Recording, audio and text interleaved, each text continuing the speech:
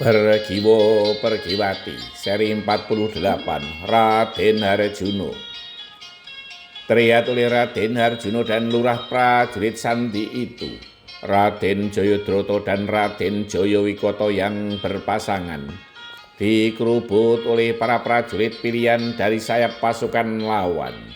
Namun kedua kesatria Kurawa itu memang tangguh. Para pengeroyoknya tidak segera dapat menundukkan kedua lawannya. Tetapi jika Raden Jayadrata dan Raden Jayawikata mulai kewalahan, maka para prajurit pendampingnya tidak akan tinggal diam, sehingga pertempuran menjadi seimbang kembali. Di sayap yang lain terlihat hal yang hampir mirip. Raden Jalosandha dan Raden Jarasandha dikerubut oleh sepasukan prajurit pasukan lawan. Namun para prajurit itu pun kewalahan untuk menundukkan lawannya itu, karena Raden Jalosandha dan Raden Jarasandha sudah terbiasa berlatih berpasangan. Yang terlihat lebih seru adalah pertempuran di induk pasukan. Ternyata Pendeta Durna dan Adipati Awangga bukan hanya sebagai pendamping, namun berperan sebagai senopati agung. Pendeta Durna memimpin induk pasukan dari gelar Garuda Nglayang, sedangkan Adipati Awangga memimpin induk pasukan dari gelar Sapit Uran. Pendeta Durna didampingi oleh Raden Dursasana dan Raden Burisrawa sebagai cakar-cakar Garuda yang siap mencabik-cabik pasukan lawan. Raden Burisrawa bukanlah bagian dari Kurawa, namun ia telah bersumpah setia kepada Hastinapura untuk mengabdi di negeri itu. Raden Burisrawa adalah putra keempat dari Prabu Salya di Mandaraka. Ia adalah adik kandung dari Dewi Banawati.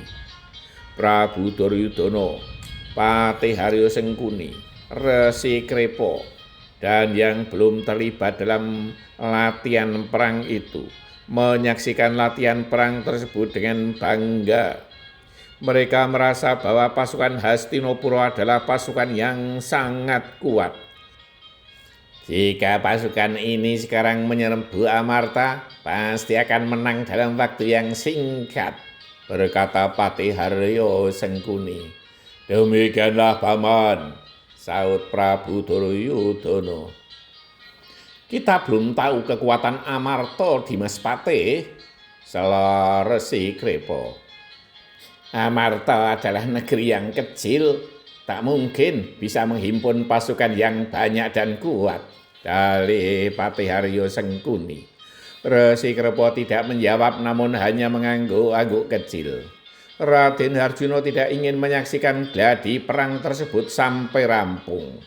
Namun ia sudah mempunyai gambaran yang jelas tentang pasukan Hastinapura dan persiapan mereka. Menurut prajurit Telik Sandi, segala persiapan perang tersebut memang dipersiapkan untuk menghadapi negeri Amarta. Dengan demikian, Amarta pun tidak boleh berpangku tangan. Raden Harjuno menyadari bahwa negeri Amarta lebih kecil dari Hastinapura dan jumlah kawula juga jauh lebih sedikit. Demikian juga jumlah prajuritnya.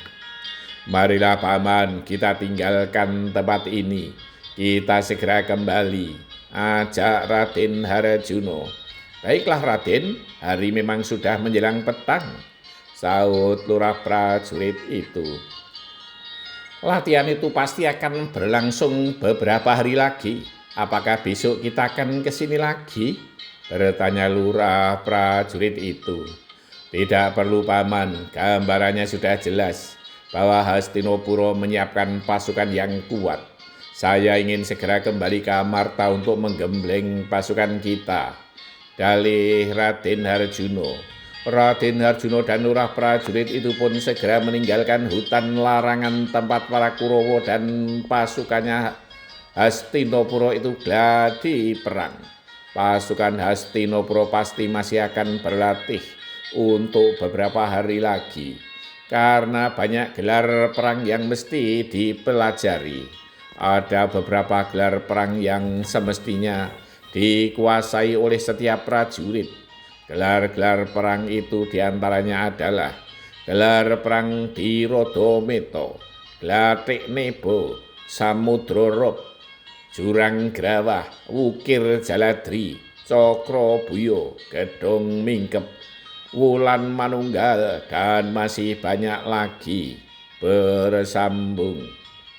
Menjalani kehidupan ibaratnya melakoni peperangan juga, perang melawan godaan apapun.